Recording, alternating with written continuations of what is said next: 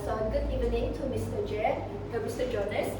Thank you for giving me opportunity for me to present my project paper for today. So my project paper is regarding the topic about teachers' perceptions and effectiveness of the code switching practices on student speaking skills among Form 4 intermediate students in Bintulu, Sarawak. So it's very detailed. So once again, I'm going to introduce myself. My name is Claudina. So my metric number is CW230924247.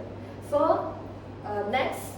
Starting with introduction, the setting and the stage for the language learning is talking about the technique of code switching. How is this helpful for teachers to teach and also for students to learn the speaking skills? Okay, so you see for the Malaysia is very multilingual transparency, which we have our own national language, which is Bahasa Melayu, and we also have our own languages that we learn, for example, like Bahasa Iban, Bahasa Kenyang, and so on. So in this perspective, we're going to analyze is this code switching is really a good technique to teach the students about how they're going to speak English, our second languages. Okay, and the third one is the importance of speaking skills. Speaking skills is very important, especially for the students, for them to learn how to speak English properly. That's why we're using this code switching technique to see how it's going to apply in our classroom. Okay, next. Addressing the gap and the problem statement. For every research that we need to make sure that we have the problem statement, which started with the limited empirical research, where I analyzed that everything that I need to do in this research, everything is from at Bintulu, Sarawak. And next, for the student speaking weaknesses, we have to know about how the students struggling to speak English and how this technique is going to help them. Okay, in this oral communications, we know they have some kinds of vocabulary, grammatically, and also lack of confidence in speaking and so on. And also for this teacher makes perceptions, of course the teachers have the view of appropriate and effectiveness of code switching very widely. So in this ambiguity create a challenge in standardized pedagogy approach and understanding their true impact on learning outcomes. And also the last one for the complex linguistic landscape, I just emphasized at Bintulu, Sarawak for this one to see the balancing on how the student can speak English properly.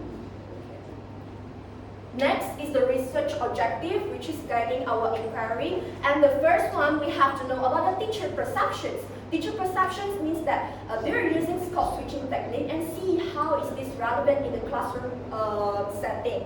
And also for the second one is effectiveness of code switching. Is this code switching really helpful for the students? Okay, let me see on that. And then on the third one is the perception and effectiveness relationship. We want to see the view from the teachers. We also want to see the view from the students as well.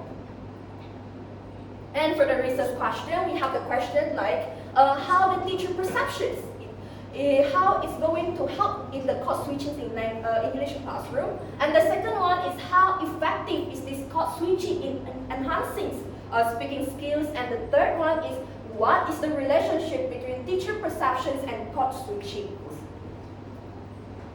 Okay, next, still on the chapter 1, okay, how we're going to see the significance of the study is about empowering the teachers and guiding policymakers and also benefiting the student. So how we're going to see three of these things is really related with each other and how effective it is going to be. So by identifying effective teaching method, these teachers is to earn and enhance students' learning experience and also to boost their speaking confidence and improve overall communicative competence.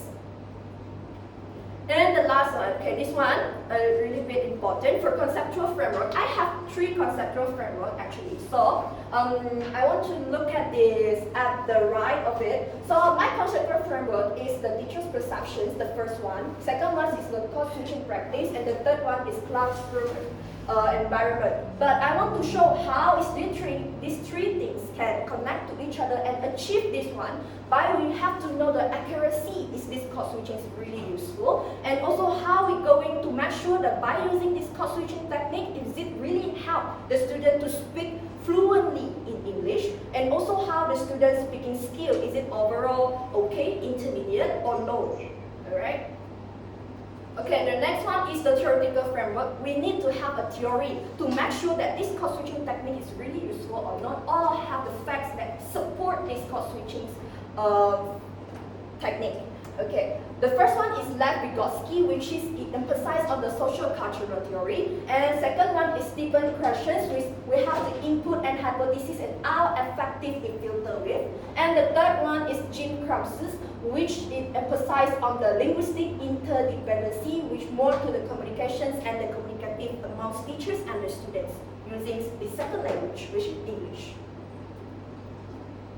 And next, for the literature review, so we have to know about the definitions and functions, also the teacher perceptions and classroom practice, and also the Malaysian context. We have to make sure that this related with each other, and how is this can be a dynamic alternations between languages. How we going to use Bahasa Melayu while explaining the terms of English also.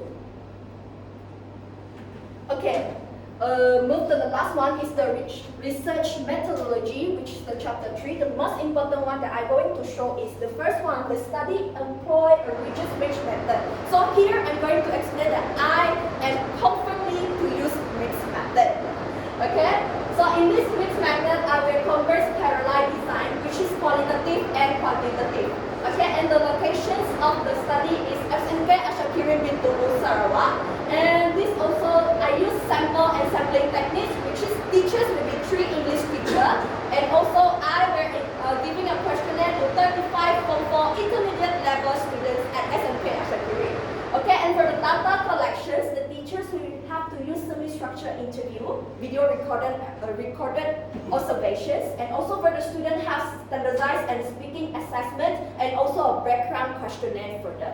And also overall, I'm going to repeat back. So I will use qualitative and quantitative, which is for teachers, I will use qualitative, which is the interview, and the quantitative is for the students. So for the students, how their speaking level going up or not, I will prepare a rubric for them. And overall, I'm going to use is, first of all, I'm going to make a pilot testing also. And for the quantitative, I will make the interactive reliability, ICC, and content validity, which is it's very useful to make a validations of the questionnaire. And also for the data analysis, I will use thematic analysis, and the quantitative, I will use descriptive statistics. And the integration is to finding out is this code switching technique is very valid and really helpful or not. So that's all, I guess, for my presentations until chapter 3 for now. Thank you, Claudina. We have gone through the whole thing, isn't it? Yes. So it should be no problem. And there are a few things that you need to change a little bit. That they can come up to me. Right, next.